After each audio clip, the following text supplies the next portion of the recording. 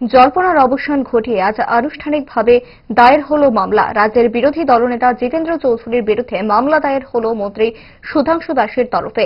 রাজধানীর পশ্চিম দায়রা জেলা আদালতে মন্ত্রীর হয়ে মামলা দায়ের করলেন সরকার পক্ষের আইনজীবী বিশ্বজিৎ দেব।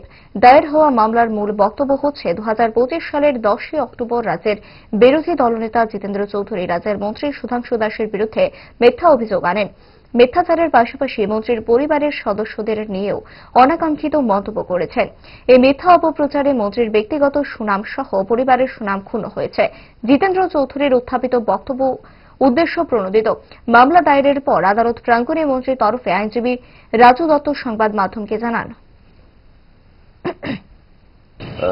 15-10-2025 আমাদের অপোজিশন লিডার জিতেন চৌধুরী সাহেবে আমাদের অনারেবল মিনিস্টার সুধাংশু দাসের ব্যাপারে কিছু মিথ্যা অপবাদ দিয়েছেন, এই বলে যে ওনার ভাই হিমাংশু দাস ত্রিপুরা রাজ্যের হাইয়েস্ট ট্যাক্সপেয়ার এবং উনি অনেক সম্পত্তির মালিক এটসেট্রা এটসেট্রা অনেক কিছু এলিগেশন দিয়েছে, যেই মর্মে আজকে আমি